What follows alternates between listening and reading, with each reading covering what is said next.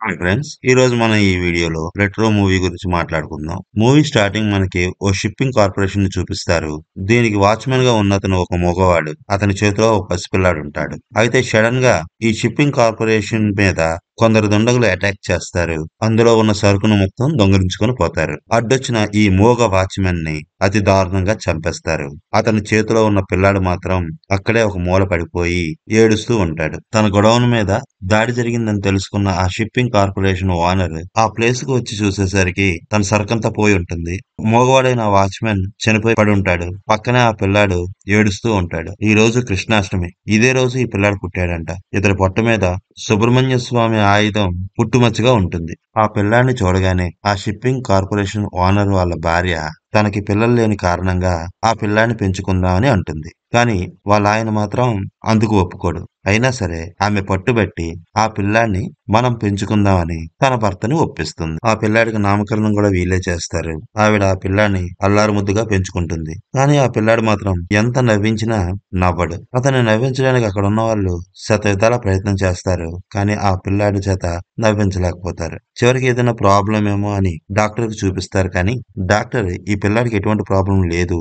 ఒకవేళ ఆ మూగతను హత్యను కళ్ళారా చూడడం వల్ల ఇతను ఇలా ఉన్నాడేమో అని కాలం గడిచే కొద్దీ ఇతడే మారుతాడు అని డాక్టర్స్ సజెస్ట్ చేస్తారు. ఈ పిల్లాడు పెరిగి పెద్దవుతూ ఉంటాడు. పిల్లాడిని స్కూల్లో వేస్తారు. స్కూల్లోకి వెళ్ళిన ఆ పిల్లాడు చదువు కన్నా తన తోటి ఫ్రెండ్స్ ని చితక్కొట్టడంలో బాగా కాన్సన్ట్రేట్ చేస్తాడు. ఆఖరికి టీచర్స్ ని కూడా ఎదురుస్తుంటాడు. ఒకరోజు టీచర్ వాడి అమ్మని స్కూలుకి పిలిపించి పిల్లాడి ప్రవర్తన గురించి చెప్తాడు. వీడికి ఏది ఇష్టమో తెలుసుకొని వాడికి అది నేర్పించండి అని వాళ్ళ అమ్మకి స్కూల్ టీచర్ చెప్తారు. ఆ పిల్లాడి ప్రవర్తన చూసిన వాళ్ళ తల్లి వాడిని కరాటీ క్లాసులో జాయిన్ చేస్తుంది. పక్కవాడిని తనడంలో ఈ పిల్లాడికి చాలా ఇంట్రెస్ట్ ఉండడం వల్ల కరాటీని చాలా ఇంట్రెస్ట్ గా నేర్చుకుంటాడు. కొన్ని రోజులకి ఈ పిల్లవాడు వాళ్ళ అమ్మ మంచాన పడుతుంది. వీళ్ళ నాన్నకు మాత్రం ఈ పిల్లాడంటే అస్సలు ఇష్టం ఉండదు. ఒకరోజు వాళ్ళ అమ్మ ఈ పిల్లాడిని తన దగ్గరగా తీసుకొని, నువ్వు మాకు పుట్టిన పిల్లాడివి కాదు, మా దగ్గర వాచ్మెన్ గా ఒక అతను పనిచేసేవాడు, వాళ్ళ పిల్లాడివి నువ్వు, నిన్ను మేము పెంచుకున్నాము అని చెప్తుంది. అందుకేనా నాన్నకి నేనంటే ఇష్టం లేదు అని ఆ పిల్లాడు వాళ్ళ అమ్మతో అంటాడు. అప్పుడు ఆమె, ఆయన నీతో ఎలా ఉన్నా సరే ఆయనే మీ నాన్న, అది మాత్రం మర్చిపోకు అని ఆ పిల్లాడి దగ్గర మాట తీసుకుని ఆమె చనిపోతుంది. ఆమె అస్థికలను కాశీలో కలపడానికి వాళ్ళ నాన్నతో కలిసి కాశీకి వెళ్తాడు. వాళ్ళ నాన్న వీడిని అక్కడే వదిలేయాలని అనుకుంటాడు. అలా చేయొద్దని అక్కడ పంతులు వాళ్ళకి నచ్చజెప్పడంతో తిరిగి వెనక్కి తీసుకెళ్ళడానికి ఒప్పుకుంటాడు. కాశీలో ఈ పిల్లాడికి రుక్మిణి అనే అమ్మాయి పరిచయం అవుతుంది. అప్పుడే ఈ పిల్లాడి పొట్ట మీద ఉన్న పుట్టుమచ్చను చూస్తుంది. తర్వాత ఆ పిల్లవాళ్ళ అమ్మ అంత్యక్రియలకు సమయం అవడంతో అక్కడి నుంచి వెళ్ళిపోతుంది. కాశీ నుండి తిరిగి వచ్చేస్తున్న సమయంలో ఈ పిల్లవాడి నాన్న మీద ట్రైన్ లో కొందరు దుండగులు అటాక్ చేస్తారు. ఆ సమయంలో ఈ పిల్లాడు వాళ్ళతో చాలా వీరోచితంగా ఫైట్ చేస్తాడు. తన తండ్రిని వాళ్ళ దాడి నుండి కాపాడుతాడు. ఆ రోజు నుండి వీళ్ళ నాన్నకి ఈ పిల్లాడి మీద ఉన్న ద్వేషం కొంత తగ్గుతుంది. ఆ పిల్లాడిని తన కొడుగ్గా యాక్సెప్ట్ చేస్తాడు. తనతో పాటు సంతోషంగా తన ఇంటికి తీసుకుపోతాడు. ఇప్పుడు ఈ పిల్లవాడు పెరిగి పెద్దవాడయ్యాడు. తన తండ్రి వ్యాపారాలన్నీ ఇతనే చూసుకుంటాడు. ఇతనే మన మూవీ హీరో. ఇప్పుడు మనకు 1993వ సంవత్సరంలో ఆఫ్రికా దేశాన్ని చూపిస్తాడు. అక్కడ మనవాడి షిప్పింగ్ కార్పొరేషన్ కంటైనర్స్ దిగుతాయి.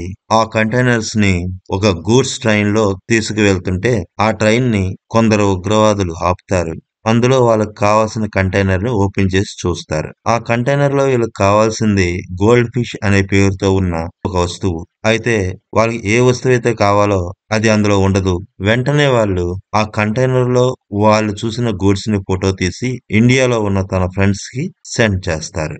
చేస్తే లోకల్లో ఉండే గూండాలందరితోని మన మూవీ హీరో ఓ మీటింగ్ అరేంజ్ చేస్తాడు. అందులో వారందరితోని మీలో నాకు కొందరు శత్రువులు ఉన్నారు, కొందరు స్నేహితులు ఉన్నారు, కొందరు ద్రోహులు కూడా ఉన్నారు. మీ అందరికీ చెప్పేది ఏంటంటే నేను పెళ్లి చేసుకోబోతున్నాను. కాబట్టి ఇక ఈ జీవితానికి దూరం అవుదాం అనుకుంటున్నా. నా భార్యతో పాటు ఎక్కడికో దూరంగా వెళ్ళి ప్రశాంతమైన జీవితాన్ని గడుపుదాం అనుకుంటున్నాను. కాబట్టి ఇంతవరకు మన మధ్య ఉన్న స్నేహం గాని, పగ గాని, ఇంకేదైనా గాని ఇక్కడితో ముగించేద్దాం. ఇక నేను లేనని నా తండ్రి మీదకి మాత్రం ఎవరైనా వస్తారంటే నేను ఊరుకోను అని వార్నింగ్ ఇచ్చి అక్కడి నుంచి వెళ్ళిపోతాడు. మన హీరో పెళ్లి చేసుకోబోయే అమ్మాయి వేరెవరో కాదు, చిన్నప్పుడు కాశీలో తను కలిసిన రుక్మిణియే ఇప్పుడు తన జీవితంలోనికి భారీగా వస్తుంది. హీరో పెళ్లి రిసెప్షన్ జరుగుతూ ఉంటుంది.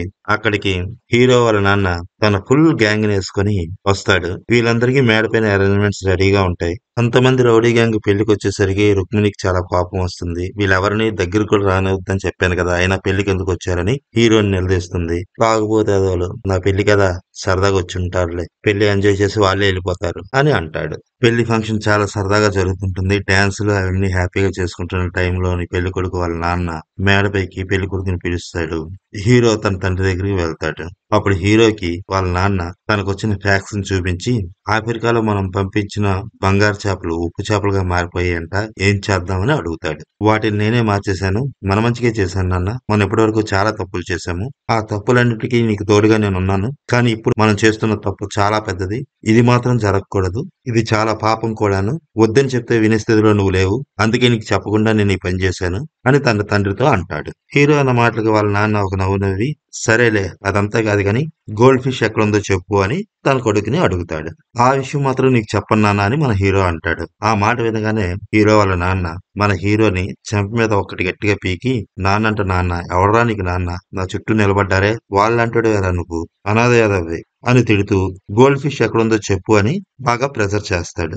నువ్వు ఎంత అడిగినా సరే ఆ విషయం మాత్రం చెప్పనని హీరో ఖరాఖండిగా చెప్పేస్తాడు. నువ్వు ఇలా అడిగితే ఎందుకు చెప్తారా, నువ్వు పెళ్లి చేసుకోబోతున్నావే, ఆ అమ్మాయిని తీసుకొచ్చి ఇక్కడ నిలబెడితే అప్పుడు చెప్తావు అంటూ రుక్మిణిని తీసుకురమ్మని అక్కడున్న వాళ్ళతో హీరో వాళ్ళ నాన్న అంటాడు. ఆమెను తీసుకురావడానికి వెళ్తున్న వాళ్ళతో హీరో గొడవ పడతాడు. గొడవ వద్దని వాళ్ళ నాన్నని బ్రతిమాలుతాడు. అయినా అతను వినడు. ఇక చేసేది లేక హీరో కూడా వాళ్ళపైన తిరగబడతాడు. ఇక్కడ పెద్ద గొడవ అవుతుంది. చివరికి రుక్మిణిని వాళ్ళ నాన్న చంపడానికి ప్రయత్నిస్తాడు. రుక్మిణిని కాపాడే విషయంలో మన హీరో తన తండ్రి చేతిని నరికేస్తాడు. పోలీసులు వచ్చి హీరోని జైలుకు తీసుకుపోతారు. రుక్మిణి ఈ గొడవలన్నీ వదిలేసి నాతో ప్రశాంతమైన జీవితం గడుపుతానంటేనే నీతో పెళ్లికి ఒప్పుకుంటాను అని మన వాడికి ముందుగానే కండిషన్ పెడుతుంది. వీళ్ళ పెళ్లి రిసెప్షన్ లో అయిన గొడవను చూసి ఈమె చాలా అప్సెట్ అవుతుంది. తన కళ్ళ ముందే హీరో అతని తండ్రి చెయ్యి నరకడాన్ని చూసి తట్టుకోలేకపోతుంది. ఇచ్చిన మాట తప్పాడనే కోపంతో హీరో మొహం కూడా చూడకుండా, ఒక్క మాట కూడా అతనితో మాట్లాడకుండా అలా ఉండిపోతుంది. హీరో జైలుకి వెళ్ళిపోతాడు. జైల్లో ఉన్న హీరో ఎవరి జోలికి వెళ్లకుండా ప్రశాంతంగా తన బతికేదో తన బతుకుదాం అనుకుంటాడు. కానీ ఆ జైల్లో ఖైదీలుగా ఉన్న ఎంతో మంది రౌడీలు ఇతనికి శత్రువులు. అందువల్ల మన ఆడి మీద వాళ్ళు అటాక్ చేస్తూ ఉంటారు. మన హీరో మాత్రం వాళ్ళకి తిరిగి ఎదిరించడు. ఎందుకంటే ఎటువంటి గొడవలకి వెళ్ళను అని తను రుక్మిణికి ఇచ్చిన మాట గుర్తుకు వస్తుంది. తను జైలుకి వెళ్తున్నప్పుడు బాధతో ఉన్న రుక్మిణి మొహం గుర్తు చేసుకుని తనమే అటాక్ చేస్తున్న వాళ్ళపైన చెయ్యి ఎత్తడు. వాళ్ళపై తిరగబడకపోతే నేను రోజు కొడుతూ ఉంటారు అని అక్కడ కొందరు తోటి ఖైదీలు మనవాడికి సలహా కూడా ఇస్తారు. ఇంకో పక్క మాఫియా గ్యాంగ్ ఆ గోల్డ్ ఫిష్ ఎక్కడుందో వాడి చేత చెప్పించు అని పోలీసులకు డబ్బులిచ్చి వాళ్ళ చేత మన హీరోని నానా టార్చర్ చేయిస్తారు. ఎవరు ఎన్ని రకాలుగా ఇబ్బందులు పెట్టినా మనవాడు మాత్రం ఎదిరించకుండా చాలా ఓపిగ్గా ఆ బాధలన్నీ భరిస్తాడు. చివరికి ఒక టైంలో అతను ఓపిక నశిస్తుంది. ఒక్కసారిగా వాళ్ళందరి మీద తిరగబడతాడు. హీరో దెబ్బకి వాళ్ళందరూ దారిలోకి వచ్చేస్తారు. పోలీసులతో సహా హీరోకి సెల్యూట్ కొట్టడం మొదలు పెడతారు. జైల్లో ఉన్న హీరో రుక్మిణి ఎక్కడుంది, ఏం చేస్తుంది అనే విషయాన్ని ఆరా తీస్తాడు. తను జైలుకి వెళ్ళిపోయిన తర్వాత రుక్మిణి ఇక్కడ ఉండలేక ఎవరికి చెప్పకుండా అండమాన్ వెళ్ళిపోయిందని, అక్కడే ఏదో జాబ్ చేసుకుంటుందని హీరోకి తన మనుషులు ఇన్ఫర్మేషన్ ఇస్తారు. ఇంకోవైపు మాఫియా వాళ్ళు ఎలాగైనా హీరోని జైలు నుంచి తప్పించి మాకు అప్పచెప్పండి అని జైలు అధికారికి చాలా పెద్ద మొత్తంలో మనీ ఆఫర్ చేస్తారు. రుక్మిణి జాడ తెలిసిన హీరో ఎలాగైనా రుక్మిణిని కలవాలనే ఆశతో ఉంటాడు. అదే సమయంలో జైలరు తనని జైలు నుంచి తప్పిస్తానన్న మాటని అవకాశంగా తీసుకొని అతని సహాయంతో జైలు నుంచి తప్పించుకుంటాడు. జైలర్ మన హీరోని అక్కడ కొందరు మాఫియా వాళ్ళకి అప్పచెప్పేస్తాడు. వాళ్ళతో హీరో భయంకరంగా ఫైట్ చేసి వాళ్ళ దగ్గర నుంచి తప్పించుకొని తన ప్రాణ స్నేహితులని ఒక లాఫింగ్ డాక్టర్ ని తీసుకొని రుక్మిణి ఉండే ఏరియాకి వెళ్తాడు. అక్కడే ఒక స్టాండప్ కమేడియన్ గా మారిపోయి ఆ ఊర్లో ప్రజలందరినీ నవ్వించడానికి చాలా ప్రయత్నాలు చేస్తూ రుక్మిణి జాడ కోసం వెతుకుతూ ఉంటాడు. ఒకరోజు రుక్మిణిని చూస్తాడు. తనతో కలిసి మాట్లాడడానికి చాలా ప్రయత్నం చేస్తాడు. ఇంతకు ముందులా కాదని, పూర్తిగా మారిపోయానని ఆమెని కన్విన్స్ చేయడానికి చాలా ప్రయత్నిస్తాడు. కానీ ఆమె మాత్రం అతన్ని నమ్మదు, అతనితో మాట్లాడదు. మన వాళ్ళు ఎంత నవ్వించినా ఆ ఊర్లో కొందరి మొహాల్లో మాత్రం అసలు నవ్వు ఉండదు. ఎప్పుడు భయంతో, దిగులుతో, ఆందోళనతో కనిపిస్తూ ఉంటారు. వీళ్ళ పరిస్థితి కారణం ఏంటి అనేది అక్కడున్న వాళ్ళని అడుగుతారు. మన హీరోతో పాటు వచ్చిన నవ్వుల డాక్టర్. అప్పుడు అక్కడున్న ఒక వ్యక్తి ఆ డాక్టర్‌తో, "వీళ్ళకి సంతోషంగా నవ్వడం అలవాటు లేదు. చాలా పూర్ ఫెలోస్. బాధలతోనూ, భయంతోనూ బతుకుతున్నారు. ఇప్పుడు గూడా నేను రమ్మంటేనే వచ్చారు" అని వాళ్ళ వైపు చూసి, "మీరందరూ నవ్వండి" అని అంటాడు. అప్పుడు వాళ్ళు వాళ్ళ గుండెల్లో ఉన్న కొండంత భయాన్ని పక్కన పెట్టి, అతి బలవంతం మీద నవ్వడానికి ట్రై చేస్తుంటారు. అది చూసిన ఆ డాక్టర్‌కి హృదయం తరుక్కుపోతుంది. ఒకరోజు ఆ ఊర్లో ఎస్టేట్‌కి సంబంధించిన ఓనర్ తాలూకా బంధువులు అక్కడో జింకను షూట్ చేసి చంపేస్తారు. ఈ విషయమై అక్కడున్న ఫారెస్ట్ ఆఫీసర్‌లతో రుక్మిణి గొడవ పడుతుంది. "ఇక్కడ వన్యప్రాణుల్ని ఇలా చంపేస్తున్నారు. మీకు ఎన్నో సార్లు రిపోర్ట్ గూడా ఇచ్చాను. ఎందుకని యాక్షన్ తీసుకోరు" అని వాడిని గట్టిగా అడుగుతుంది. అక్కడ ఎస్టేట్‌లో పనిచేస్తున్న కూలీలు, "ఇదేదో అపశకునంలా ఉంది. ఒకసారి పెద్ద దొరగారితో మాట్లాడి మా ఊరి గుడిని తెరిపించండి." ఆ మాటలు వినగానే ఆ ఎస్టేట్ మేనేజరు ఆ కూలీలపై కోప్పడి, "ఆపండి నాన్‌సెన్స్. ఈ ఊరి గుడిని తెరిపించడానికి వీళ్ళే ఏదో ప్లాన్ చేశారు" అని ఆ కూలీలపై కోప్పడతాడు. వెంటనే రుక్మిణి కల్పించుకొని, "వీళ్ళ దగ్గర తుపాకీ ఎలాగొస్తదండి? ఇక్కడ ఇలాంటి పనులు ఎవరు చేస్తున్నారో ఇక్కడున్నోళ్ళందరికీ తెలుసు. ఊరికే మాటలు మార్చకండి" అంటూ ఆ ఎస్టేట్ ఓనర్‌కి సంబంధించిన కుర్రోళ్ళ వైపు చాలా కోపంగా చూస్తుంది. వెంటనే ఆ కుర్రోళ్ళు రియాక్ట్ అవుతారు. రుక్మిణితో చాలా వల్గర్‌గా బిహేవ్ చేస్తారు. ఇదంతా అక్కడే నిలబడి చూస్తున్న మన హీరోకి చాలా కోపం వస్తుంది. కానీ రుక్మిణి ఎక్కడ తనను అసహ్యించుకుంటుందో అన్న భయంతో తన కోపాన్నంతా తనలోనే దాచుకొని తన వెనకనే ఉన్న గుడి తలుపుల మీద గట్టిగా కొడతాడు.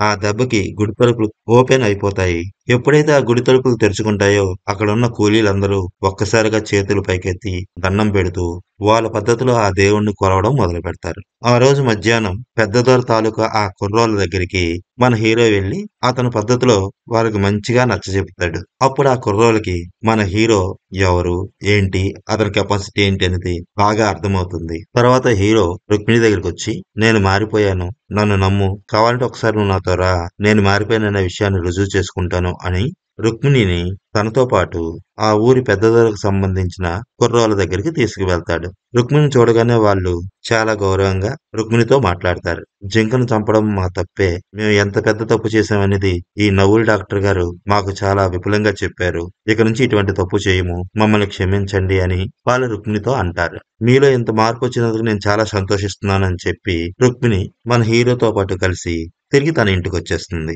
మన హీరో మీద కూడా తనకి కొంత నమ్మకం కలుగుతుంది. తర్వాత ఆ ఊరు గురించి మన హీరోకి మెల్లమెల్లగా తెలుస్తూ ఉంటుంది. బ్రిటిష్ వాళ్ళు అక్కడ వాళ్ళ ఎస్టేట్‌లో పనిచేయడానికని కొంతమందిని కూలీలుగా తెచ్చుకుంటారు. మెల్లమెల్లగా వాళ్ళని బానిసలుగా మార్చుకుంటారు. ఆ ఎస్టేట్‌లో బ్రిటిష్ వారు పెట్టే బాధల్ని భరించలేక అక్కడి నుంచి తప్పించుకుపోవాలనే ప్రయత్నం చేసే వాళ్ళని నానా హింసలు పెడతారు. అతి కఠినమైన శిక్షలు విధిస్తారు. అంతేకాదు వాళ్ళకి పుట్టే బిడ్డలు మగబిడ్డడా, ఆడబిడ్డ, ఏ టైంలో పుట్టారు, ఏంటి అనేది ఆరా తీసి వాళ్ళ ఛాతీ మీద ఒక ముద్ర వేసి వాళ్ళ బానిసగా చేసుకుంటుంటారు. ఇక్కడ ఆడవాళ్ళందరూ కూలీలుగా పనిచేస్తుంటే వీళ్ళ భర్తలు మాత్రం ఎస్టేట్‌లో యజమాని దగ్గర బందీలుగా, బానిసలుగా బ్రతుకుతున్నారు. పెద్ద దొర, అతని కొడుకు కలిసి ఈ బానిసలకు మధ్యన యుద్ధ పోటీలు పెట్టి ఓడిపోయిన వారిని అతి దారుణంగా చంపేస్తూ ఉంటారు. అయితే పెద్ద దొర అక్కడ కూలీలకు పుట్టిన ప్రతి బిడ్డ ఏ టైంలో పుట్టారు, వాళ్ళ నక్షత్రం ఏంటి, అతని ఒంటి మీద ఏమైనా పుట్టుమచ్చలున్నాయని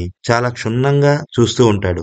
దానికి ఒక కారణం ఉంది. అదేంటంటే కొన్ని ఏళ్ల క్రితం ఈ ఊరి ప్రజలు వాళ్ళు చందాలేసుకొని సంపాదించిన డబ్బుతో ఆ ఊరి గుడిలో దేవుడికి ఒక శూలాన్ని తయారు చేస్తారు. అది పెద్ద దొర ద్వారా దేవుడికి అలంకరించాలని అనుకుంటారు. ఆ శూలాన్ని పెద్ద దొర ఆ పూజారి చేతికి అందించే సమయంలో ఆ గుడిలో దేవుడు ఆ పూజారికి ఆవహించి, "రక్తం మరకలు అంటిన నీ చేత్తోని ఇచ్చే శూలాన్ని నేను అందుకోను" అని కృష్ణపక్షం అష్టమి నాడు ఈ ఊర్లో ఒక ఆమె కడుపున శూలాయుధం గుర్తుతో ఒక బిడ్డ పుడతాడని, ఆ బిడ్డ చేతిలో నీ చావు ఉంటుందని, అతడు నీ వంశాన్ని అంతం చేసి ఈ శూలాయుధాన్ని నా చేతికిస్తాడు. అప్పుడే దీన్ని నేను తీసుకుంటాను అని అంటాడు. ఆ మాట వినగానే పెద్ద దొరకు కోపం వస్తుంది. ఆ మాటలు చెప్పిన పూజారి నాలుకను కోసేస్తాడు. ఆ రోజే ఆ గుడి తలుపులు కూడా మూయించేస్తాడు. ఆ రోజు నుండి కృష్ణపక్ష అష్టమి నాడు పుట్టిన బిడ్డలకి మచ్చ ఉన్నా లేకపోయినా ఇతని దగ్గరకు తీసుకొచ్చి చూపించాలని ఆర్డర్ వేస్తాడు. ఆ రోజు నుంచి ఆ ఊరి ప్రజలు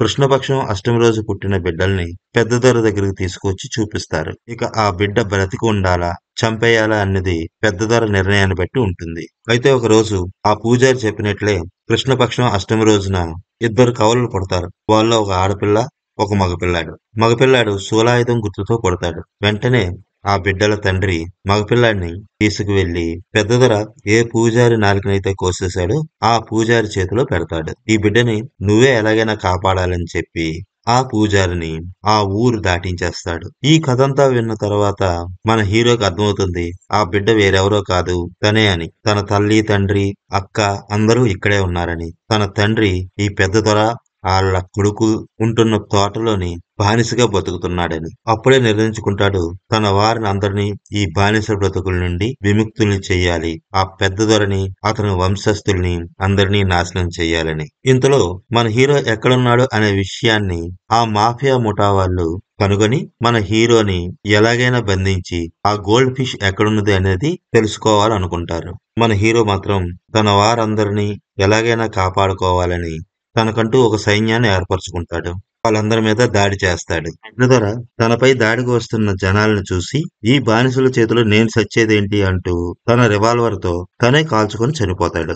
వాడి కొడుకుని మన హీరో ముసళ్ళు తిరిగే కొలను పైన రెండు చేతులు కట్టి ఏలాడదీసి వదిలేస్తాడు. ఇంతలో మాఫియా వాళ్ళు అక్కడికి వచ్చి ఆ దొర కొడుకుని విడిపించి హీరో ఇక్కడ ఉన్న బానిసలను విడిపించి తన వాళ్ళందరినీ ఎక్కడికి తీసుకుపోయాడో అక్కడికి వెళ్తారు. ఈ మాఫియా వాళ్ళ గ్యాంగ్ చేతుల్లో అడ్వాన్స్డ్ వెపన్స్ ఉంటాయి. ఈ రోజు ఈ ఊరు వాళ్ళందరూ మన చేతుల్లో చావాల్సిందే అనే కసితో వీళ్ళందరూ కలిపి హీరో ఉన్న చోటికి వెళ్తారు. కానీ అక్కడ సిచ్యువేషన్ చూసి అందరూ స్టన్ అయిపోతారు. ఎందుకంటే అక్కడున్న ప్రతి ఒక్కరి చేతుల్లోని కూడా రాకెట్ లాంచర్స్ ఉంటాయి. అది చూసి ఆ మాఫియా గ్యాంగ్ ఒక్కసారిగా స్టన్ అయిపోతుంది. బంగారు చేపల్ని ఇక్కడ దాచిపెట్టాడా అని వాళ్ళలో వాళ్ళు అనుకుంటారు. ఇంతలో హీరో వాళ్ళ అమ్మ తన చేతిలో ఉన్న రాకెట్ లాంచర్ ని పేలుస్తుంది. ఆ దెబ్బకి పెద్ద శబ్దంతో భయంకరమైన మంటలతో బీభత్సంగా మారిపోతుంది.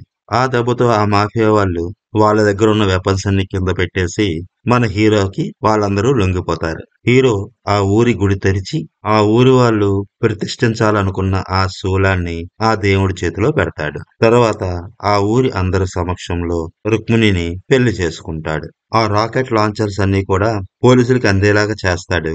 వీటి వెనక ఉన్న ముఠా గుట్టు మొత్తం బయట ప్రపంచానికి తెలిసేలా చేస్తాడు.